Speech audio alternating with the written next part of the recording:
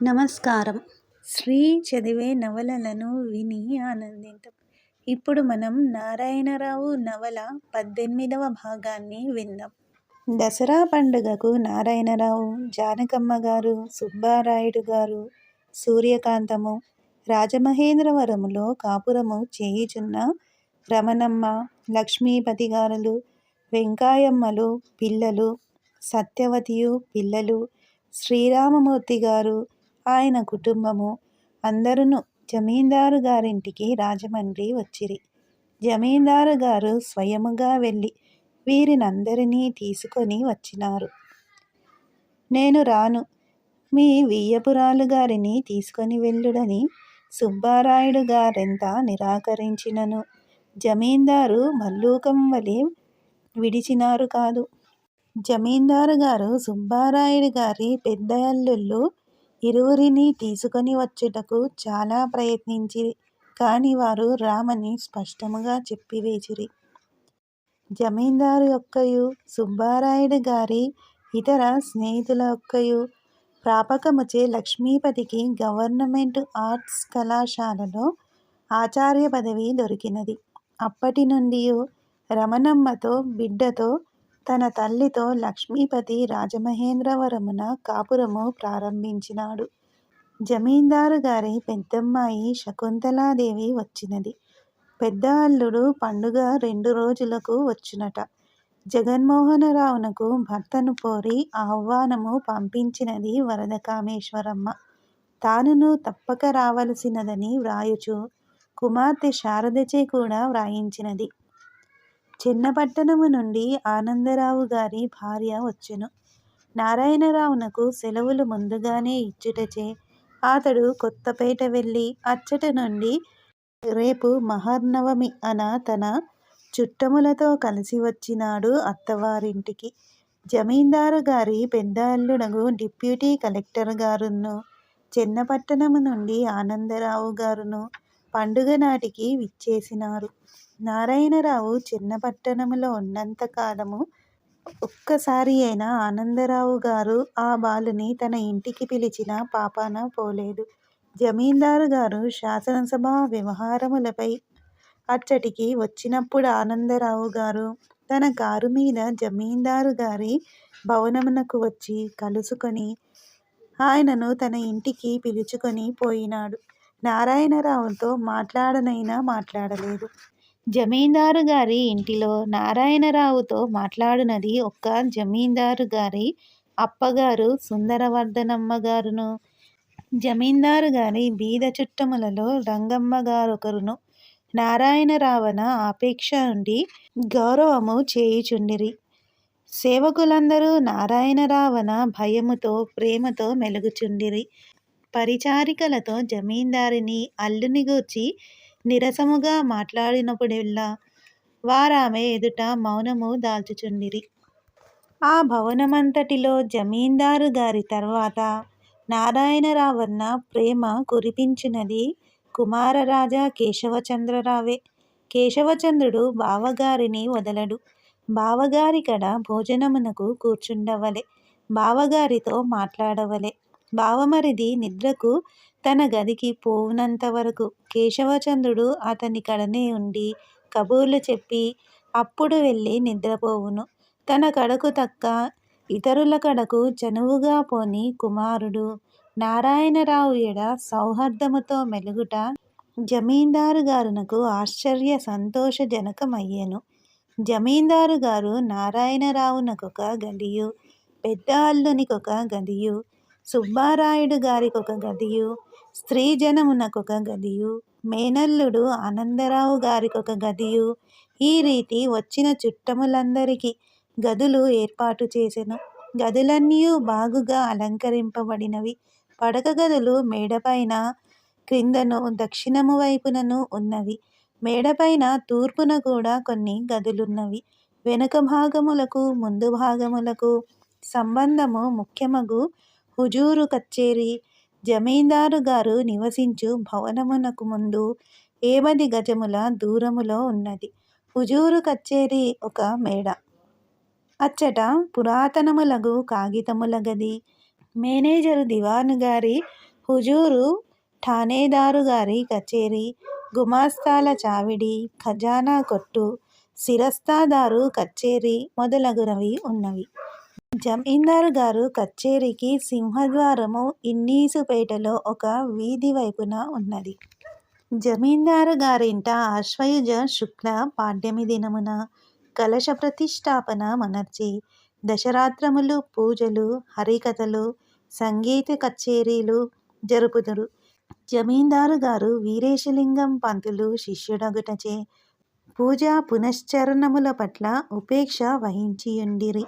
శ్రీ రాజా విశ్వేశ్వరరావు గారు తోడల్లుడిని చూచుటతోడనే కొంచెము తల పైకెత్తి క్రింద చూపు చూచి మామగారికి తనకన్నా తోడల్లునిపై ఎక్కువ ప్రేమ ఉన్నదని గ్రహించినాడు. అతని హృదయమున ఉడుకుబోతుతనము ప్రవేశించినది. ఎంత ధనమున్నను ఈ సామాన్య సంసారి బిడ్డపై మామగారికేలా ఈ గౌరవమో తెలియదు. ఆ రోజున నారాయణరావుతో మామగారు వివిధ విషయముల గూర్చి చర్చించుట చూచినాడు. నారాయణరావు చాలా తెలివైనవాడనియూ, ఇంతవరకు ప్రతి పరీక్షయు విశ్వవిద్యాలయమునకు మొదటివాడుగా ఉత్తీర్ణుడైనాడనియూ పెద్ద అల్లునికి తెలియజేసినాడు జమీందారు. తోడల్లులిద్దరకు సంభాషణ జరిగినది. ఏమండీ, ఖైదుకు వెళ్ళి వచ్చారే, మళ్ళీ కాలేజీలో ఎందుకు చేరారు అని విశ్వేశ్వరరావు ప్రశ్నించెను. నేను చేసింది పొరపాటేనండి అన్నగారు. నేను మా తండ్రి ఇతర చుట్టాలు ఎంత చెప్పినా వినక ఇంటరులో నెగ్గిన సంవత్సరము వేసవికాలంలో సహాయ నిరాకరణంలో చేరాను. ఖైదుకు వెళ్ళాననుకోండి. రాజమండ్రి జైల్లోనే ఉన్నారా? 2 నెలలు రాజమండ్రి, 4 నెలలు కడలూరు. అలాగా? అవునండి. జైలు నుండి వచ్చాను. జైలుకు ముందు 6 నెలలు దేశం అంతా తిరిగి ఉపన్యాసాలు ఇవ్వడం, ఖద్దరమ్మడం మొదలైన ప్రచారం చేశాను. ఆ తర్వాత జైలు. మొదట దిగేటప్పుడు పాశ్చాత్య విద్య మానేసి ఏ సంస్కృతమైనా నేర్చుకుందామనుకున్నాను. లేకపోతే ఏ గుజరాతీ విద్యాపీఠంలోనో చేరదామనుకున్నాను. చిన్నతనము కనుక గుండె ధైర్యం ఎక్కువ. దేశానికి పరీక్షలు నెగ్గి సేవ చేయడం ఎక్కువ వీలు అనే దురభిప్రాయం కుదుర్చుకోలేక మళ్ళీ చెన్నపట్నం పోయి ప్రెసిడెన్సీ కాలేజీలో B.A. ఆనర్సులో చేరాను. 1923 ఏప్రిల్లో ఆనర్సు ఫిజిక్స్లో నెగ్గేటప్పటికి ఇంతలో స్వరాజ్య పార్టీ ప్రాబల్యం ఎక్కువయింది. అందుకే విసుగెత్తి లా కాలేజీలో చేరాను.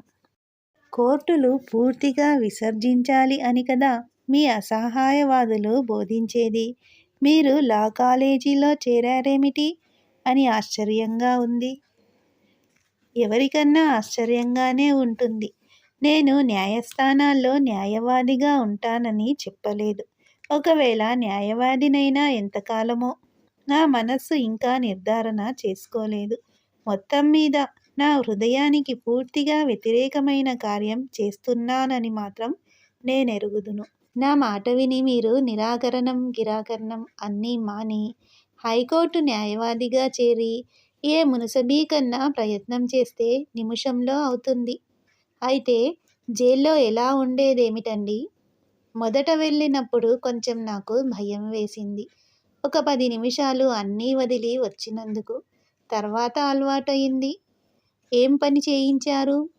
నా బోటి వాళ్లకు నూనె గానుగ, మోటా, పిండి విసరడం వేశారు. నేత, తాళ్ళు పేనడం, చాపలు అల్లడం, గొంగళీల నేత మొదలైనవి ఉన్నాయి. తివాసీ నేత ఉన్నది. రాజమండ్రి జైల్లో అప్పుడే మోపలాలు వచ్చారు. వాళ్ళనందరినీ ఒక డేరాలో కాళ్ళకి కడియాలు వేసి ఒక ఇనుపమేకు వాటిల్లో నుంచి దూచి కట్టివేసి పశువుల కన్నా కనాకష్టంగా చూసేవారు. భోజనం?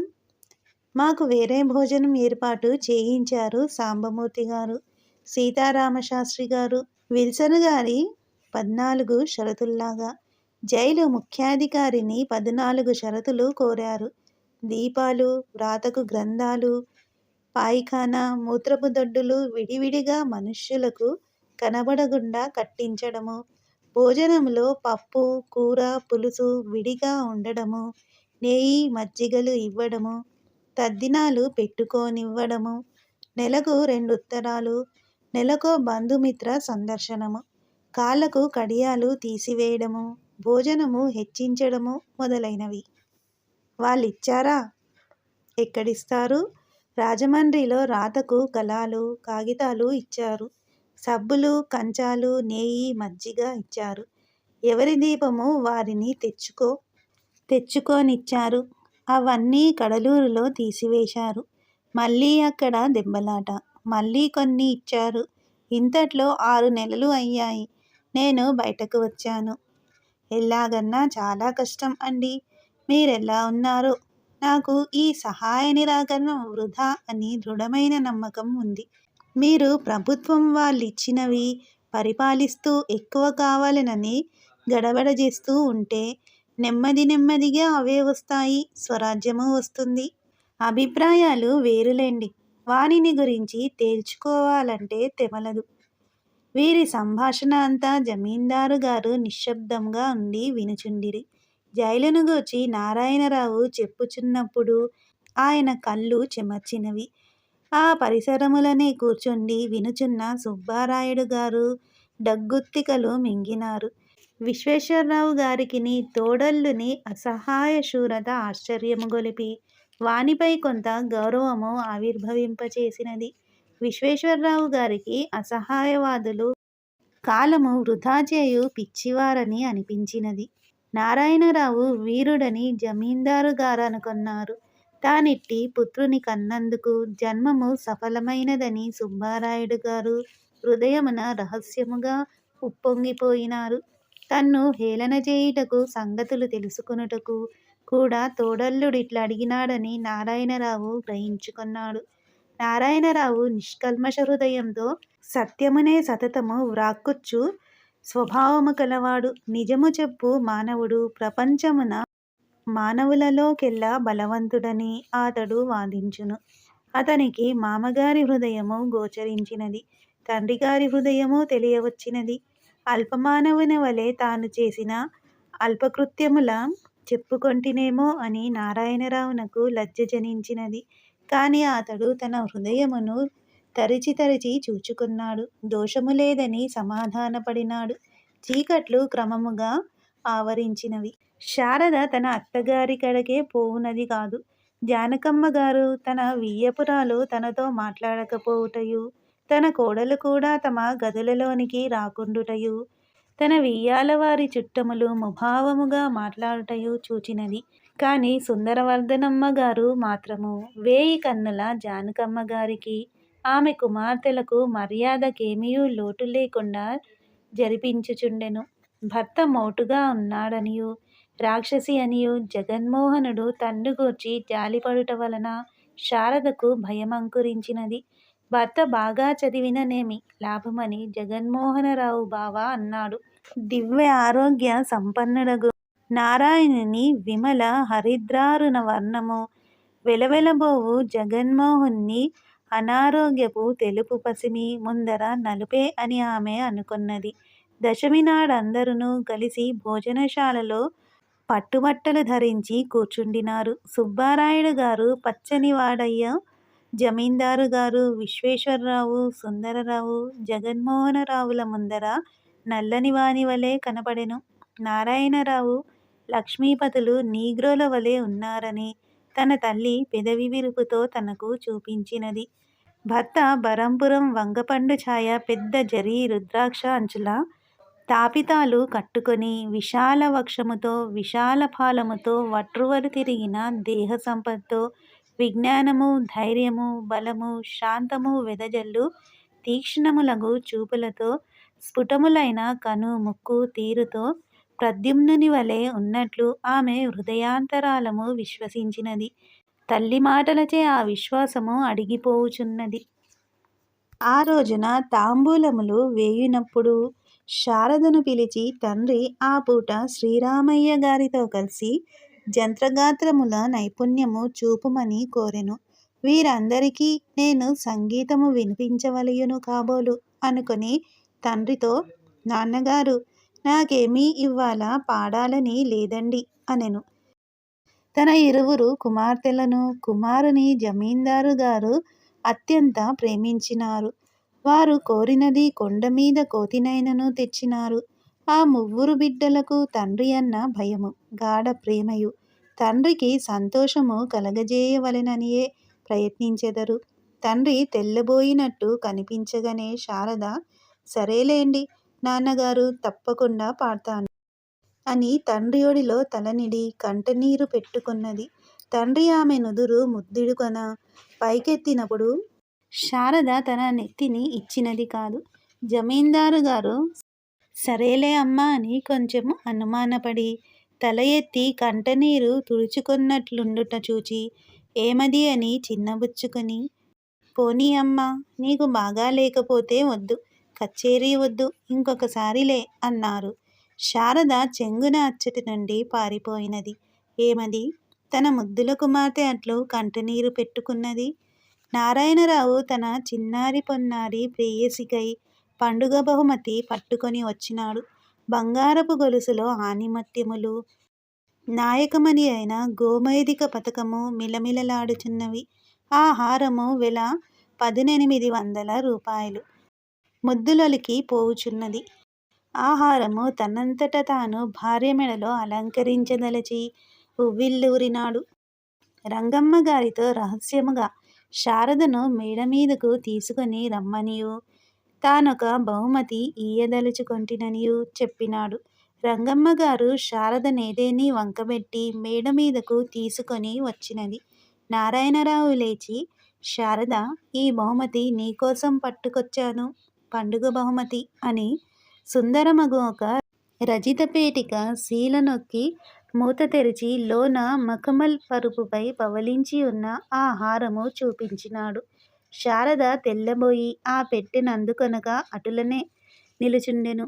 రంగమ్మగారు పుచ్చుకో తల్లి పుచ్చుకో, అమ్మాజీ బాగుండదు పుచ్చుకోకపోతే అన్నది. శారద చేయి చాచి ఆ పెట్టె పుచ్చుకొని విసవిసా నడిచి తన గదిలోనికి పోయి తన పెట్టె తెరిచి అందులో ఆ బహుమతి పెట్టె నుంచి తాళము వేసి క్రిందికి దిగిపోయెను. నారాయణరావు ఆమె ధరించిన ఎట్లుండునో చూడవలయునని కుతూహలము పడినాడు.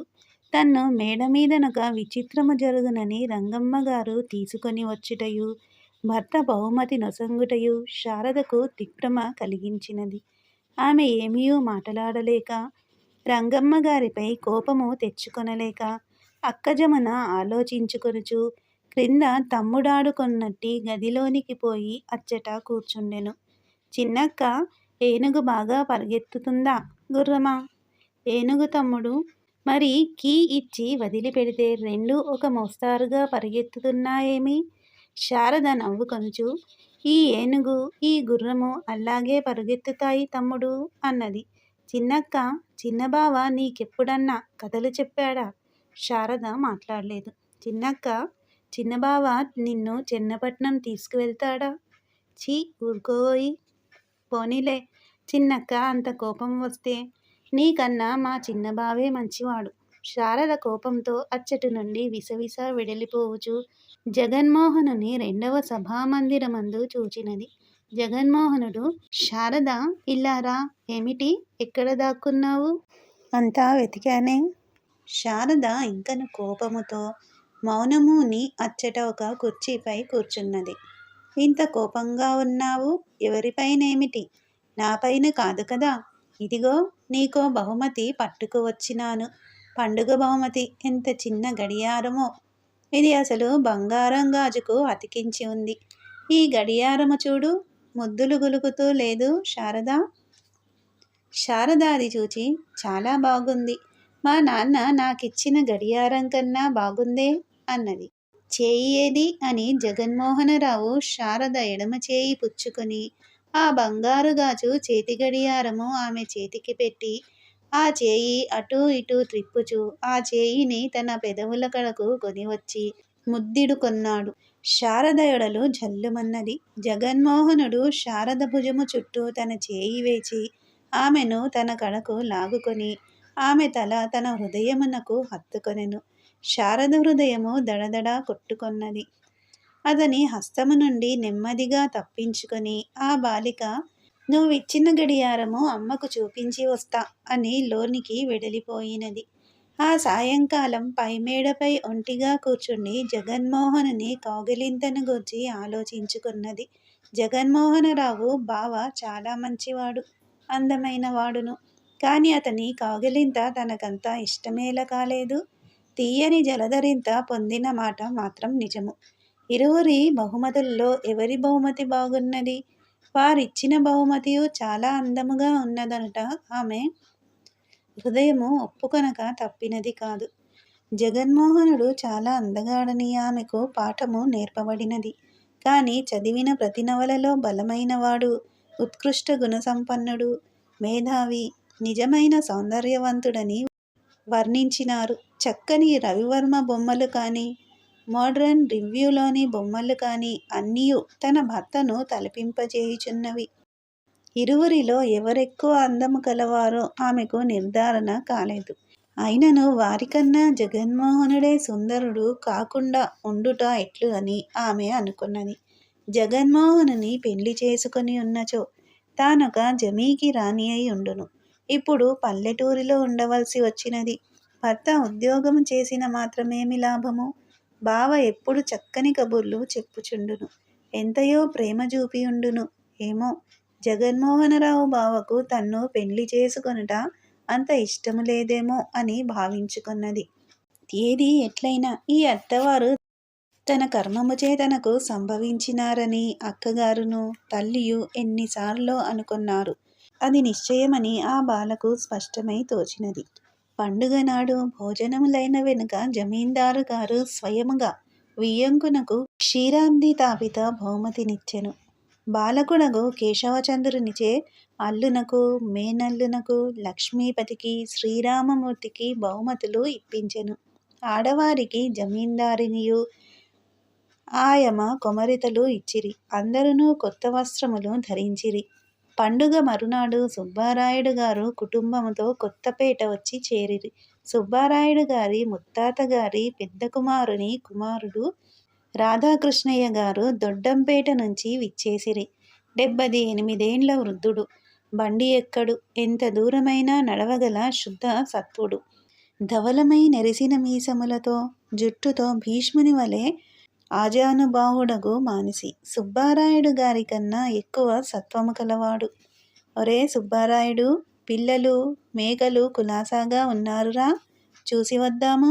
మళ్ళీ చూడ్డం పడుతుందో లేదో అని వచ్చాను. చిక్కావేమిటి? ఏమిటో ఈ రోజుల్లో నీ అంత చిన్నతనంలోనే ముసలితనాలురా. ఏరి నీ కొడుకులు? వీడు పెద్దాడా, చిన్నాడా వాడు? నలుగురేగా కూతుళ్ళు నీకు? అది పెద్దదా? నీ పిల్లరేరి శ్రీరామ్మూర్తి? ఈ గొట్టికాయ వెధవ నీ కొడుకే. పర్వాలేదురా నీ సంతానము. సంతానమున్ను. ఏది నా కోడలు? రాజమండ్రి పెళ్ళికి వద్దామనుకుంటే విజయనగరం వెళ్ళాల్సి వచ్చింది. నడిచి వెళ్ళవలసిందే. కానీ ఈ పట్టు రైలులో వెళ్ళాలి తప్పదని మా చలమయ్య చంపాడురా వెధవ రైలు. దానికన్నా నేనే ముందు వెళ్ళుదును. కానీ అది ఒక విచిత్రంగానే ఉంది. రైలెక్కడం అదే మొదలు. ఆస్తి ఏమాత్రం సంపాదించావు? ఉంది బాబు, నీ వెరగనిదేముంది? నీ పని బాగుంది అన్నారులే. జమీందారుతో సంబంధం చేశావుట సంతోషం. నీ రెండో కోడల్ని చూడాలి. రాజమండ్రి వెళ్తున్నా. నేనక్కడికి వస్తానని నీ వియ్యంగుడికి రాయి. వెళ్ళి చూసి మోటారెక్కి ద్రాక్షారం వెళతా. నువ్వు ఒక వారం 15 రోజులు ఇక్కడుండాలి బాబూ. వీల్లేదురా. అలా అంటే పనికిరాదు. సరేలే. తటపర్తివారి కుటుంబాలు పెద్దవే. అచ్చటచ్చట దేశమల్లా ఉన్నవి. బాగా ఆస్తులు సంపాదించుకున్నారు. రాధాకృష్ణయ్య గారికి మంచి ఆస్తి ఉన్నది.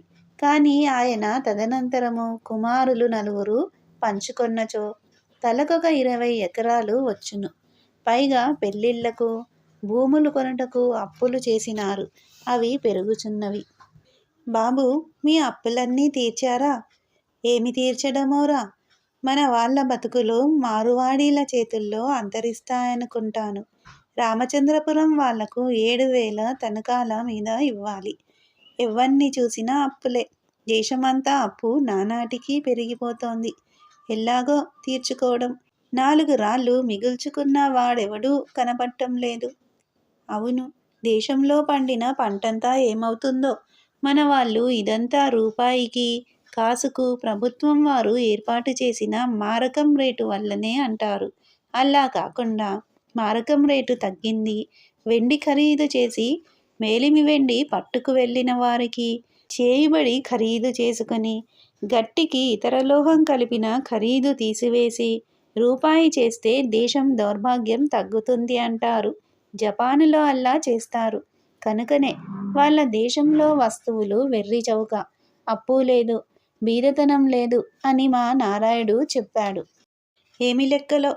మా చిన్నతనంలో మేము జొన్నన్నం తిన్నాం, వరి తిన్నాం, వస్తువులు వెర్రి చౌక. మన వాళ్ళందరికీ మెరకా పళ్ళం అంతా కలిసి 200 ఎకరం ఉంటే సొంతంగా వ్యవసాయం, కాయగూరలు పండేవిరా. మా నాయన జొన్నమోపు పొలాన్నుంచి మోసుకు వచ్చేవాడు. మళ్ళీ దేశపాండేలం కూడా. లోకం అంతా గజగజలాడేది. కుంఫినీ రాజ్యం రాని క్రితం సంగతి ఎరుగుదు అని మా తాతయ్య రామయ్య గారు నాకు చెప్పేవారు. మీ నాన్న ఎరుగును.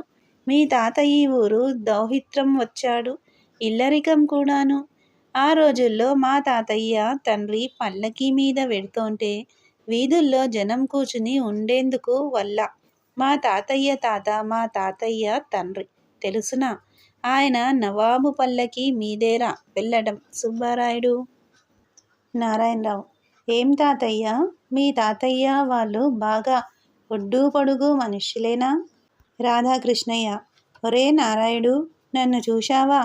నా పొడుగు ముందర మీ తాతయ్య గోపురం అనుకోవాలి. వాళ్ళ శక్తి, సామర్థ్యం మా దగ్గర ఎక్కడుందిరా? నారాయణరావు. మీ దగ్గరున్నది మా దగ్గర లేదు తాతయ్య. రాధాకృష్ణ. మీరు వాలకిల్యులే. మా నాయనగారు కరణీకం. ఊళ్ళు 14 తిరిగి మిట్ట మధ్యాహ్నం ఇంటికి వచ్చేటప్పటికి మా బామ్మ వాళ్ళు వడ్లు దంచి, బియ్యం చేసి, అన్నం వండి, అటకమించి గుమ్మడికాయ దించి, తరిగి కూర వండేవారు. వంట అయ్యేది. మా తాతయ్య వచ్చేవాడుట. స్నానం, సంధ్యావందనం అంతా అయ్యేటప్పటికి 12:30. అతిథి, అభ్యాగతి, ఇంట్లో వాళ్ళు అంతా కలిసి 20 మంది భోజనాలు మగవాళ్ళు. నారాయణరావు. నేను చెన్నపట్టణం వెళ్ళేలోపుగా దొడ్డంపేట వచ్చి మన వాళ్ళందరినీ చూసి వెడతాను తాతయ్య. రాధాకృష్ణయ్య గారు ఉన్న 4 రోజులును సుబ్బారాయుడు గారు పినతండ్రికి తన పొలములు, దొడ్లు, పాకలు, తోటలు మొదలైనవన్నీ చూపించినారు. తెలుగుదేశమే కాదు, భారత భూమియే అంతకంతకు అధోగతిలో పడి పోవుచున్నదని రాధాకృష్ణయ్య గారి మతము. మనుష్యులకెప్పుడునూ జబ్బులే. అలుసులు పట్టుమని 10 అడుగులు నడవలేరు. 100 సంవత్సరముల మాట అటుండనిచ్చి 70 ఏండ్లు బ్రతికిన మగవాడేడి? ఒరే సుబ్బారాయుడు, మన దేశం చేసిన పూర్వకర్మల వల్ల ఇంకా బతికి ఉంది కానీ ఈ రోజుల్లో జబ్బులకు, వాటికి దేశం నిర్మానుష్యమై ఉండవలసిందే. ఏమంటావు? అవును బాబు, ఎలాగో దారీతెన్ను కనబడ్డం లేదు. చదువులు, నాగరికత, మోటార్లు, రైళ్ళు, తిండిలో బలం తగ్గడం, ఇలాంటివన్నీ కూడుతున్నాయి. అవునురా, ఈ ఆనకట్ట వచ్చి మన కొంప మార్చింది. డెల్టాలలో ఉన్న జనం మెరక జనం కన్నా భాగ్యవంతులు అని చెప్పుకోవడమే కానీ వాళ్ళంత బీదవాళ్ళింకొకళ్ళు లేనేలేరు. కాలువ మాగాని అంతా నిస్సారం అయిపోయింది కాదుట్రా. దానికి తగినట్లు మిల్లు బియ్యం కూడాను సరిపోయే. మరేమి, మీ ఇంట్లో దంపుడు బియ్యం ఉన్నందుకు చాలా సంతోషంగా ఉంది. అయితే ఇప్పటి వాళ్ళు డబ్బు లేకుండా, జవసత్తువలు లేకుండా ఉండటానికి సగం కారణం ఏమిటనుకున్నావు? వీళ్ళకి దైవభక్తి నశించింది. సంధ్యావందనం లేదు, దేవుడు గుళ్ళోకి వెళ్ళరు, పూజా పురస్కారాలు లేనేలేవు. ఇవన్నీ సగం దేశాన్ని తగిలిస్తున్నాయి. నారాయణరావు. తాతయ్య, నువ్వలా అంటావు. ఎప్పుడు ఉండేవంటావు భయం, భక్తి, పూజ పునస్కారాలున్నూ? రాధాకృష్ణ. ఎప్పుడా? మా కాలంలో. నారాయణరావు. అయితే మా అంత అప్రాచ్యులు పుట్టడానికి కారణం మీ కర్మ, మా కర్మ. రాధాకృష్ణ: మీది మాది కూడారా? నారాయణరావు: మీదే అందాము. అలా అయితే మా తప్పు కాదు కదా. మా భక్తి రాహిత్యానికి కారణము మీరు కాబట్టి మేము చేసేది ఏమీ లేదు. ఇక మేము కారణము అందాము. అయితే ఎప్పుడో ఒకప్పుడు దీనికి కారణమైన దుష్కర్మ చేసి ఉండాలి కదా. ఆ అప్పుడు భగవంతుని మీద భక్తి లేని వాళ్ళున్నారన్న మాటేగా. అప్పుడే ఉంటే ఇప్పుడు ఉండడంలో ఆశ్చర్యము ఏమీ లేదన్నమాట. రాధాకృష్ణ: తెలివైన ఘటమేరా నీ కొడుకు సుబ్బారాయుడు. ఆ సాయంకాలమంతయు నారాయణరావుకు తాతగారు చెప్పిన సంగతియే జ్ఞప్తికి వచ్చినది. తాను కూడా రాముడు దేవుడు కాడని వాదించిన రోజులు జ్ఞప్తికి వచ్చినవి. తాను ఇంగరుసాలు వ్రాసిన గ్రంథములు చదివి నిజమని నమ్మిన వత్సరములెన్నియో. ఈనాటి యువకులు భక్తిరహితులైనారు. తాను దేశాలు తిరిగినప్పుడు గుడులలో భక్త్యావేశము కలిగెడిది. తన స్నేహితులనేకులు పూజ చేయించుటనేమో ఎరుంగరు. భక్తి ఎందుకు? మోక్షము కనుక. మోక్షమననేమి అని వాదించువాండ్రు. మోక్షము భగవంతునితో ఐక్యమందుట. మోక్షము లేనిచో నష్టమేమి? పుట్టుచూ గిట్టుచూ నుందుము. పుట్టుచూ గిట్టుచూ అనంతము వరకు భగవంతునికి దూరులమై సైతానుల వలెనున్న మాత్రమున భయమేమి అని వారడుగుచురనుకొందుము. భగవంతుడన ఏమిటి? భగవంతుడొక వ్యక్తి అందురా. ఆ భగవంతునెవరు పుట్టించిరి? కాదు, నామము రూపము మొదలు చివరలేని నేతి నేతి అనజెల్లు ఒకానొకటి అని అందురా. అది కాదన్నా ఏమి నష్టము అని నారాయణరావు హోరాహోరీ వాదించువాడు. నేడా సంగతులన్నీయు మనస్సునకు తట్టినవి. ఈ బ్రహ్మాండములో అనంత విశ్వములో ఒక సౌర కుటుంబములో ఒక చిన్న భూగోళములో ఒక చిన్న పురుగు వంటి తాను భగవంతుడనుట నిజమా? శివోహం అని తెలుసుకొనుటయే శుద్ధ మోక్షమా? నేను బ్రహ్మమునైనా సమస్తము బ్రహ్మము. కానీ ఒక చక్రవర్తి నిద్రపోవుచున్నంత కాలము తాను చక్రవర్తినని జ్ఞానము లేక తానేమియో తెలియక మైమర్చి ఉండి మేల్కొనుట తోడనే తాను చక్రవర్తినను జ్ఞానము పొందునట్లు ఈ బ్రహ్మము తన్ను తానెరుగును. ఆత్మజ్ఞాన పరిపక్వముచే ఈ గ్రంథములన్నీయు చదువుచున్న కొలది ఏమో తెలిసినట్లుండును. ఏమి తెలిసినది? మనకు తెలిసినట్లున్నదంతయు మాయ కావచ్చును. నిజము గోచరించుట ఉత్తమ పురుషులకే కాబోలు. ఆ స్థితి తనకి జన్మలో ఉన్నదో లేదో. తనకొక్క వాసనయు వీడిపోలేదు. శారద తనకు కావలే. తన బంధువులు, తన ఆస్తి, తన మిత్రులు, తన చదువు, తన మరునాడు సుబ్బారాయుడు గారి రెండవ కుమార్తె కడ నుండి ఉత్తరము వచ్చింది. సత్యవతి 26 ఏళ్ల స్త్రీరత్నము. తీర్చిన కనుముక్కు తీరు కలిగి జాంపండు ఛాయతో సుందరి అని చెప్పదగిన వనిత. కాని బెంగచే కృషించి సలాకవలెనైపోయినది. భర్త రంపపు కోత. ప్రథమ సంతానమగు ఒక బాలిక తప్ప తక్కిన పిల్లలందరూ పోయినారు. ఇప్పుడు మరల నెల తప్పి 3 నెలలయ్యింది. వీరభద్రరావుకెప్పుడు అనుమానమే. ఛాందస బ్రాహ్మణుడు, కఠిన హృదయుడు, చిన్నతనమున ఎంత సంతోషజీవియో నేడంతా పరమకోపి అయి నిప్పులు క్రక్కుచుండును. అతని తల్లికి కూడా కుమారుడన్న భయము. చేయు ఉద్యోగము పెద్దాపురమున డిప్యూటీ కలెక్టర్ కచేరీలో 2వ గుమాస్తా పని. 10 రూపాయల జీతము ఖాయము, 80 తాత్కాలిక జీతము. రెవెన్యూ పనిలో మంచి తెలివితేటలు కలవాడు. ఇంటి దగ్గరనెంత పులియో, కచేరీలో అంత పిల్లి. పై అధికారులన్నా గజగజలాడుచుండును. వారి మెప్పును పొంది ప్రాపకము సంపాదించుకొనుచుండును. గ్రామాధికారులపై తోడేలు వలె పడును. తన దగ్గరకు పనియుండి వచ్చినవారు పెద్దవారైనచో నిమిషమున వారి పనిచేసి పంపును. చిన్నవారైనా కస్సుమనును, బుస్సుమనును. అట్టిచో ఎవరైనా తిరగబడి, ఏమిటయ్యా, ఇదిగో వీళ్ళందరినీ సాక్ష్యం వేసి పెద్ద కలెక్టర్కు పిటిషన్ పెట్టి డిప్యూటీ కలెక్టర్ గారికి ఇప్పుడే అర్జీ దాఖలు చేస్తాను ఉండు అని అనెనా.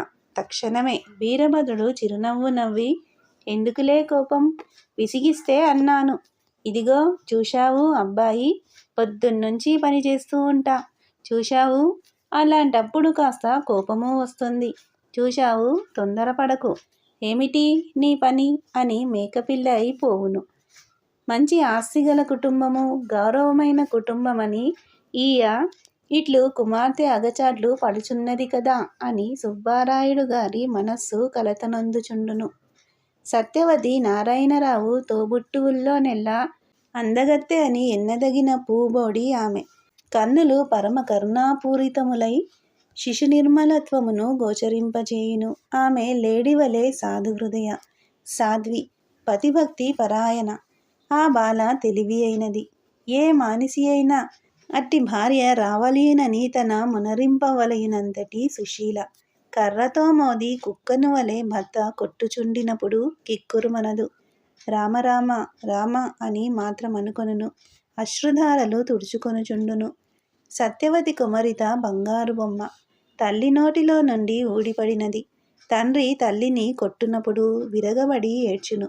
ఒకనాడు నాన్న నాన్న అమ్మను చంపెయ్యకు, రక్తం వస్తుంది అని అడ్డం పడితే ఆమెను కూడా చావగొట్టినాడా కర్కోటకుడు. జానకమ్మ గారి పేర సత్యవతి కూతురు నాగరత్నం ఉత్తరం రాసినది. అమ్మమ్మ, ఈరోజు అమ్మను కొట్టిన దెబ్బలకు అమ్మ మూర్ఛపోయింది. 2 గంటలు తెలివి రాలేదు. నాన్న డాక్టరు కోసం వెళ్ళగానే ఈ ఉత్తరం మీకు రాయమని మా ఇంట్లోనే కాపురం ఉన్న విజయలక్ష్మమ్మ అత్త ఈ కార్డు ఇచ్చింది. నీకు ఉత్తరం రాశాను. వాళ్ళే పోస్టులో వేశారు. ఈ మధ్య నాన్నకు కోపం ఎక్కువైంది. తప్పులు క్షమించవలెను, చిత్తగించవలెను. మనవరాలు నాగరత్నం. ఈ ఉత్తరము చూచుటతోడనే జానకమ్మ గారు కళ్ళనీళ్లు క్రుక్కి కొనుచు వాపోవజొచ్చెను. సుబ్బారాయుడు గారు చిన్నబోయి మనసున కుములుచున్న కోపమును ఏమి చేయవలెనో ఆలోచన తేలక కూరుచున్నాడు. తన చిన్నతనములో ఇట్టి వ్యాపారము తన చెల్లెలికి జరిగియుండినచో తానేమి చేసియుండును? వానిని పోయి తొక్కి పాతరవేసి తన చెల్లెలిని ఇంటికి తీసుకొని వచ్చియుండునా? అయ్యో, అది తప్పు. స్త్రీ పతివ్రత, పతిభక్తి పరాయణ. భర్త చంపినను సరే భరింపవలయును. తాను దుర్మార్గుడైనచో తన బావమర్ది తన్ను హతమార్చుటకు తానొప్పుకొనునా? ఏది ఎట్లయినను తన బాలిక గతి అంతియ.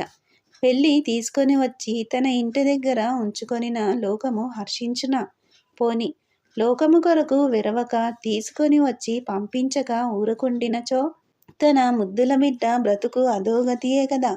ఏది ఎట్లయినను తన కుమార్తె అనుభవింపవలసిందే అని ఊహాలోకమున పడి సుబ్బారాయుడు గారు ఉస్సూరని కూర్చుండిపోయినారు. రాధాకృష్ణయ్య గారిది విని, ఏమిరా సుబ్బారాయుడు, మా పినతల్లిని ఆవిడ మొగుడు ఇలాగే వేపుకు తింటుంటే 2 సార్లు కాపురానికి వెళ్ళిన 2 సంవత్సరాలలో నూతిలో పడిందట. 2 సార్లు ఎవరో బతికించారటరా అబ్బాయి. ఆ తర్వాత మొగుడు మీద తిరగబడి మహాశక్తి దేవతై వెధవన్నని పిల్లిలా చేసిందట. అలాగే నువ్వు చేసేదేముంది? నేను చేసేదేముంది? భార్యాభర్తలకు దెబ్బలాట వస్తే వాళ్ళే సముదాయించుకోవాలి అనెను. నారాయణరావు ఈ సంగతి విని తండ్రిగారితో చెప్పి పెద్దాపురం వెళ్ళినాడు. తన చిన్నక్కగారు మొన్ననే పండుగకు వచ్చి పెద్దాపురం వెళ్ళినది. ఇంతలో ఏమి మునిగినదో. ఆడవాళ్లను కష్టపెట్టు పరమ దౌర్భాగ్యులు, చదువుకొన్న పశువులు ఉన్నారు. వారికి శిక్ష ఎటులో భగవంతుడు ఎరుగడు కాబోలు. మధ్యాహ్నము 2 గంటలకు నారాయణరావు పెద్దాపురం చేరుకున్నాడు. ఇంటి దగ్గర బావగారు లేరు. తన చిన్నక్కగారు, మేనకోడలు నాగరత్నము ఉన్నారు. చిన్నమామయ్య, నిన్నే వచ్చింది మెలకువ అమ్మకు. ఆ కట్టు కట్టిందే అమ్మకు తల పగిలిపోయింది. ఉగ్రుడైపోయి చేతిబెత్తంతో కొట్టాడు. మామయ్య, నన్ను కొట్టాడు మా నాన్న అని నాగరత్నం అన్నది. ఒరే తమ్ముడు, నా కర్మానికి మీరంతా ఇది అవుతే ఏం లాభం? ఈ తెలివి తక్కువ మొద్దు మీకు ఉత్తరం రాయడం ఎందుకు చెప్పు? అమ్మకి, నాన్నకి, మీకు గుండెలు తరుక్కుపోవడం తప్ప ఏం లాభం ఉంది? ఎందుకు కొట్టాడే చిన్నక్కయ్య? ఎందుకైతే ఏమిరా బాబు, నేను పూర్వజన్మంలో చేసుకున్న పాపం నన్ను ఇలా బాధిస్తుంది. ఏదో కారణం. ఆయన మంచివారే, ఊళ్ళో వాళ్ళందరికీ మంచే. అందుకనే ఆయన కొట్టిన సంగతి ఊళ్ళో వాళ్ళకి తెలియగానే నా వల్లే తప్పుందని, నీ బావగారి వల్ల తప్పేమీ లేదని ఈ చుట్టుప్రక్కల వాళ్ళు కొందరు అనుకున్నారు. నన్ను గురించి మీరనుకునేది తప్పు అని వాళ్ళతో నేను చెప్పగలనురా? నా కర్మం. అమ్మని పెద్ద మామయ్య తీసుకువచ్చి దిగబెట్టగానే అమ్మని ఏదో అని నాన్న కోప్పడ్డాడు మామయ్య. అప్పట్నుంచి ఏదో ఒక కోపమే. అయితే నిన్ను అంత చావగొట్టడానికి కారణం ఏమిటే? ఏముంది, పండుగకు వెళ్ళి ప్రతి మగవాణ్ణి చూశానట. ఇంకా ఏమో ఏమో అన్నారు. జవాబు చెప్పను నాయన. చెబితే అప్పుడే ప్రాణాలు వదులుకోవాలి. అదా, సరేలే. నా తోడు ఒట్టు. ఒరే తమ్ముడు, ఏమన్నా తొందరపడతావేమో సుమా. నేను నుయ్యో గుయ్యో చూసుకుంటాను. ఒసే అక్కయ్య, నీ మొగుడు పశువు గాని మేమంతా పశువులము కాము. జన్మం ఎత్తినందుకు జ్ఞానం కలిగిన మనుష్యుల్లా సంచరించాలి. ద్విపాద పశువై పోవాలా? ఛీ, వెధవ జన్మలు. కుక్కనయం, పందినయం. పెళ్ళాన్ని చావగొట్టి ఆమె చస్తే మళ్ళీ పెళ్లి చేసుకుని కొత్తగా వచ్చిన పెళ్ళానికి అడుగులకు మడుగులొత్తుతారు మగ సన్యాసులు. పురుగు జన్మలక్కయ్యా. ఒరే బాబు, నీకు కోపం వస్తుంది. నువ్వు బలం కలవాడవు. చేయి చేసుకుని నన్ను అధోగతి పాలు చెయ్యకు. నా కర్మం నేను అనుభవిస్తాను గాని నువ్వు ఇంటికి వెళ్ళిపో. ఒసే అక్కయ్య, నువ్వు వెర్రి అభిప్రాయం ఎందుకు పడతావు? నేను బావను కొట్టలేను. కొట్టగలిగి ఉంటే అతని పని బాగానే ఉండును. నాకు బలం లేక కాదు. అట్టి నీచపు పనికి నేను దిగలేను. ఆ సాయంకాలమునకు వీరభద్రరావు వచ్చినప్పటికీ పడక కుర్చీలో కూర్చుండిన బావమర్దిని చూసి తెల్లబోయి, ఎప్పుడు వచ్చావోయి బావా అని ప్రశ్నించెను. మధ్యాహ్నం. ఏం పని మీద? చెన్నపట్నం వెళ్ళబోతూ మిమ్మల్ని చూద్దాం అని వచ్చా. అలాగా అని లోనికి పోయి, నాగరత్నం అని కూతుర్ని పిలిచి, ఎందుకు వచ్చాడే మీ చిన్నమామయ్య అని ప్రశ్నించెను. నాగరత్నం గజగజలాడిపోయినది. ఆమె కళ్ళనీళ్లు తిరిగినవి. నారాయణరావు గ్రహించి లోనికి పోయి బావగారితో ఇట్లనెను. బావా, ముసుగులో గుద్దులాట ఎందుకు? నాగరత్నం వాళ్ళమ్మకి తెలియకుండా పక్క ఇంటి వారు ఇస్తే కార్డు మీద మా ఇంటికి ఉత్తరం రాసింది. నేను వచ్చాను. నువ్వు చదువుకున్నవాడివి. రేపు వియ్యమందదలుచుకున్నావు. నిన్ను గురించి ప్రపంచం ఏమనుకుంటుందో నీకు తెలియటం లేదు బావా. మన కుటుంబాలలో ఇలాంటిది ఎక్కడన్నా ఉందటోయి? నా పద్ధతి అంతే. నన్నేమి చేయమంటావు? నాకు కోపం జాస్తి. దాన్ని చంపుకుందామని ప్రయత్నం చేస్తే చావదు. నన్నేమి చెయ్యమంటావు? రాత్రి మాట్లాడదాములే. ఇప్పుడేమీ మాట్లాడకు. తాను వాడుకోవటానికి కొన్న వెస్ట్ అండ్ కంపెనీ వారి 8 రూపాయల ఖరీదు గల బంగారు కీపుసేక్ అను చేతి గడియారము నారాయణరావు ఇయ్యబోయాడతనికి. వలదని వారించినాడు. నారాయణరావు బావగారిని తీక్ష్ణంగా చూచి, బావా, నువ్వు అంతకంతకు చాలా చిత్రం అయిన మనిషివి అవుతున్నావోయి. మనం మగవాళ్ళం, ఆడవాళ్ళు నీరసులు. ఎలా చూసినా వాళ్ళు మన చేతిలో ఉన్నారు. మనం దయతలిచి ఆడవాళ్ళని మనుష్యులుగా ఎంచాము. అయినా వాళ్ళు మన దృష్టిలో పశువులు అంతే. వాళ్ళని చంపినా ఎవరు ఏమనగలరు? ఆఫ్రికా నీగ్రోలల్లే ఆడవాళ్ళు వస్తువులే కదా బావా. బానిసలే ఆడవాళ్ళు. నిన్న మొన్నటిదాకా అరబ్బీ, పెర్సియా, టర్కీ దేశాలలో ఉన్నట్లు బానిసత్వం మన దేశంలో కూడా ఉండాలనా మనం ఈ రోజున ప్రయత్నం చేయవలసింది. బావా, నీ హృదయం సర్వవిధాలా మంచిది. 10 మందిలో పేరు ప్రతిష్టలు సంపాదించుకుంటున్నావు. నీ కోపం అంతా ఇంట్లో చూపిస్తున్నావు కానీ నీ పై అధికారి పైన చూపించగలవా? అలాగైతే 1000 రూపాయలిస్తాను బహుమతి నీకు. నీ పై అధికారి నిన్ను కోప్పడినా రాని కోపం నీ చేతిలో ఉండి నీకు దాసివలే వంగి ఉన్న భార్య పైన ఎందుకు వస్తుంది? అధికారి పైన వచ్చిన కోపం అంతా ఏమయ్యింది? అది మనము అణిచివేసుకుంటాము, చంపేస్తాము.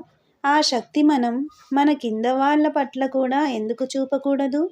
యుగపురుషుడు గాంధీ మహాత్ముడు క్రైస్తు బుద్ధుడు మనకు బోధ చేసింది ప్రేమ కాదా బావా? మనం కోపం చంపుకుని ప్రేమ చూపించడం వలన మనలను నమ్ముకున్న వారు జన్మజన్మకు మన యందు అపరిమిత కృతజ్ఞత చూపిస్తారు. ఒకరేడ ద్వేషం పూని వారిని హింసిస్తూ తక్కిన యావన్మంది విషయంలో ఎంత ప్రేమ చూపినా అది క్రోధ్వరూపము అసత్యము అవుతుంది సుమా. క్రోధం రావడం మనలో పశుత్వం ఇంకా చావలేదని దానికి సూచన.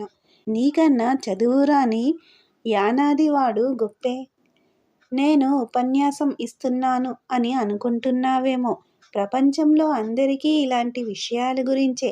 నేను ఉపన్యాసం ఇవ్వవలసి వస్తుందా బావా? బావా, నన్ను బాగా ఎరుగుదువు గదా. మామయ్య గారు, అత్తయ్య గారు ఈ విషయంలోనే నీతో కలహం పెట్టుకున్నారు. మా వాళ్ళందరూ దుఃఖిస్తున్నారు. నీ మనస్సు మట్టుకు నీకు బాగుందా? నేను చిన్నవాణ్ణే. అయితే నీకు నాకు ఉన్న చనువును బట్టి చెప్పాను. ఆడది ఎల్లాగా దెబ్బలు పడుతుంది, ఎదిరించలేదు. అది పతివ్రతలకు ధర్మం, సహజం. కానీ వాళ్ళు మన తోడి వాళ్ళు అని ఆలోచించాలి. నేను నిన్ను వేడుకొనేదింతే. బావమరిది మాటలు విన్న కొలది వీరభద్రరావుకు కోపము, ఆ వెనుక లజ్జయు, ఆ వెనుక విషాదము కలిగినది. అతడు మారుమాటాడలేదు. అతని కన్నుల నీరు తిరిగినది. ఇంతలో కోపం వచ్చినది. మరలా ఆపుకొన్నాడు. తానిచ్చిన ఉపన్యాసమునకు బావగారికి కోపం వచ్చునని నారాయణరావు అనుకున్నాడు. అందుకై ఏమి చెప్పవలయునా అని అతడాలోచించుచుండెను. లోపల సత్యవతి ఏది ఎట్లగునో అని లోన గజగజ వణికిపోవుచు సత్వరంగా వంట చేసేసెను. బావమరుదులిరువురు కాళ్ళు కడుగుకొని భోజనముల ముందు కూర్చుండిరి. వీరభద్రరావునకు భోజనము సహించలేదు. నారాయణరావది చూచి, బావా, నువ్వు సంతోషముగా భోజనము చెయ్యి, లేకపోతే నాకు వంట పట్టదు అనెను. భోజనములైన వెనుక వీరభద్రరావు నారాయణరావును, మీ అక్కయ్యను మీ ఇంటికి తీసుకెడతావా అని ప్రశ్నించెను. అదేమిటి బావా, 2 రోజులేగా అయింది మా అక్కయ్య వచ్చి. తర్వాత 7వ నెలలో తీసుకెడతాము. అన్నీ రివాజులు తప్పించాలి అని మా అమ్మగారంటూనే ఉన్నారు. పురిటికి రాజమండ్రి తీసుకువెళ్ళాలని ఉన్నది. ఏమంటావు? నీ ఇష్టం అయితే మా వాళ్ళ ఇంటికి తీసుకువెళ్తాం. లేకపోతే ఆస్పత్రిలో ఉంచి అక్కడ పురుడు పోస్తాం. లేకపోతే నేను చెన్నపట్నం తీసుకువెళ్ళిపోతాను. ఆలోచించుకో. అమ్మ వాళ్ళు వస్తారు. వీరభద్రరావుకు తానెందుకు తన ఇల్లాలిని కొట్టినాడో తెల్లమైనది. జమీందారు గారు వచ్చి పిలిచినారు.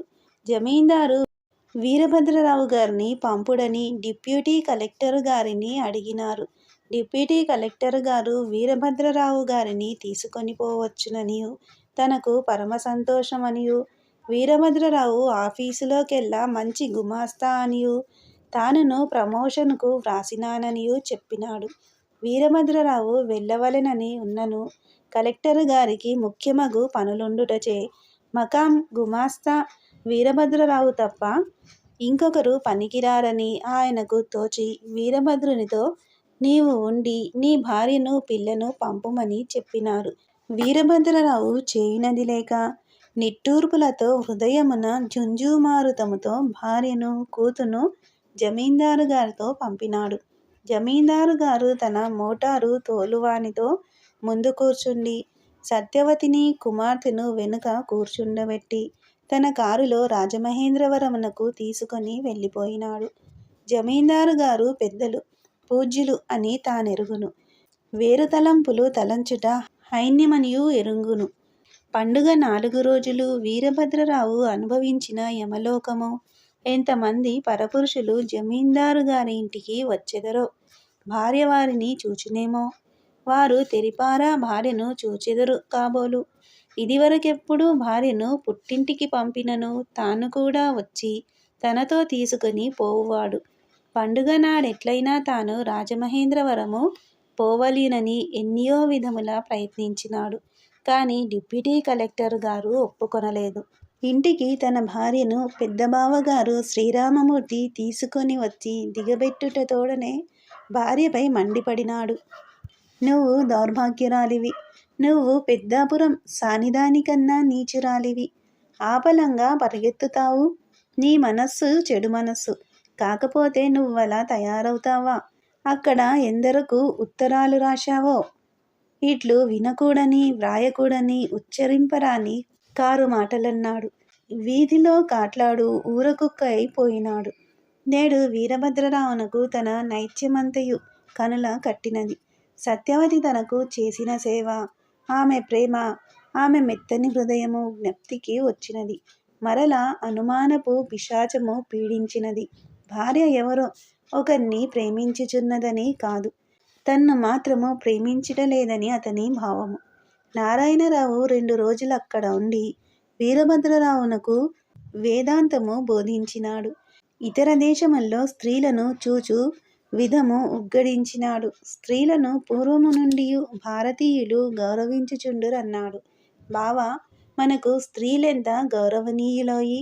మన నాగరికతను, మన గౌరవాన్ని, మన నీతిని, మన జాతిని కాపాడుచున్నది ఆడవాళ్ళోయి బావా! ఖడ్గతిక్కనను జ్ఞప్తికి తెచ్చుకో.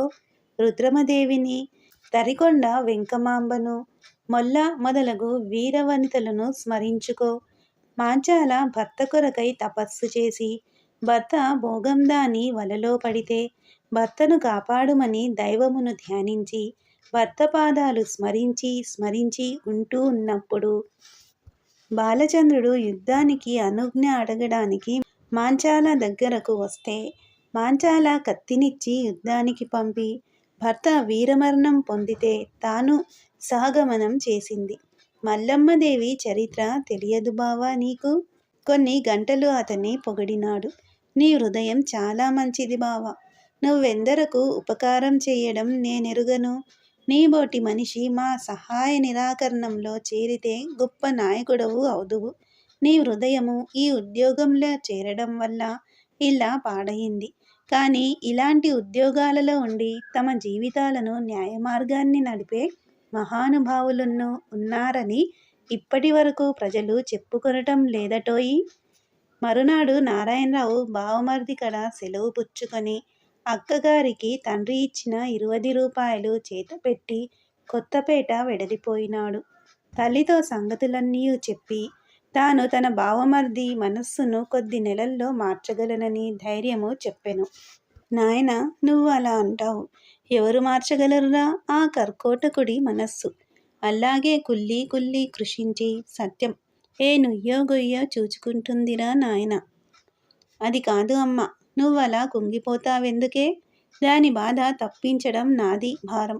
అతను ఈ పట్టు నా చిన్నక్కయ్యను కష్టపెట్టాడా? నేను వెళ్ళి అతని ఇంటి దగ్గర నిరసన వ్రతం చేస్తాను. దానివల్ల అతని మనసు పూర్తిగా కరుగుతుంది. చెన్నపట్నమునకు ప్రయాణమై రాధాకృష్ణయ్య తాతగారు తోడురా అత్తవారింటికి నారాయణరావు మధ్యాహ్నంనకు చేరుకొనెను. జమీందారు గారు తన అల్లుడు వచ్చుటకు ముదమంది అల్లుని జ్ఞాతియగు తాతగారిని అపరిమిత గౌరవమరచి తన సంతోషమును వెలిబుచ్చి 4 రోజులు తమ ఇంటికడ ఉండవలయునని బలవంత పరిచిరి. కాని రాధాకృష్ణయ్య గారు తనకు చాలా కార్యములున్నవనియు తాను త్వరితముగా చుట్టముల అందరు చూచి ఇంటికి పోవలయుననియు చెప్పినారు. నారాయణరావు ఆ రాత్రి మెయిల మీద చెన్నపట్టణమునకు ప్రయాణమై పోవుట ఆగినది.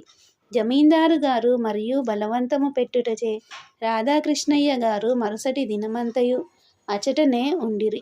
జమీందారు గారు వారికి వెలగల ఇడుపులు భక్తితో సమర్పించినారు. వారును శారదకు ఒక వెండి గంధపు గిన్నె ఆశీర్వాదంతో చేతనిడి తమ నారాయణకు తగిన భార్య అని సంతోషించినాడు. లక్ష్మీపతి ఇంటికి పోయి చూచివచ్చి మోటారు బస్సు మీద మరునాడు రాధాకృష్ణయ్య గారు ద్రాక్షారామము వెడలిపోయినారు. జగన్మోహనుడు రాధాకృష్ణయ్య గారు వెళ్ళినప్పటి నుండి ఆయన గూర్చి శారదకడ ఆ వెనుక తన మేనత్తకడ హేళన ప్రారంభించెను. మామయ్య గారికి మతిపోయినట్టుంది. నానా రకములు అడవి మనుషుల్ని ఆయన గౌరవము చేస్తూ ఉంటారు. ఎంత ముసలివాడో ఆయన బావా! నాకు చూస్తే భయం వేసింది. ఆ ముసలి మీ ఆయన తాతట కాదు అనుకున్నారు. మీ ఆయన ఆ ముసలివాడు కలిసి నుంచుంటే పెద్ద కోతి చిన్న కోతిలా ఉన్నారు. నేను నవ్వు పట్టలేకపోయాను శారద. హహహ. శారద మాట్లాడలేదు. జమీందారిని తన మేనల్లుని చూచి, నీవు పోల్చిన పోలిక సరిగా సరిపోయినదోయి అన్నది. ఆనాడు జమీందారు గారు చుట్టమల్లో నారాయణరావు కుటుంబమును గూర్చి చిత్ర విచిత్ర సంభాషణ బయల్వెడలినది. వేళాకోళములు వెక్కిరింతలతో విరగబడినారు. ఈ నవల మీకు నచ్చితే సబ్స్క్రైబ్ చేయండి, షేర్ చేయండి, లైక్ చేయండి, బెల్ ఐకాన్ను ప్రెస్ చేయండి. శ్రీ ఛానల్ ఆడియో నవలను వింటున్నందుకు ధన్యవాదములు.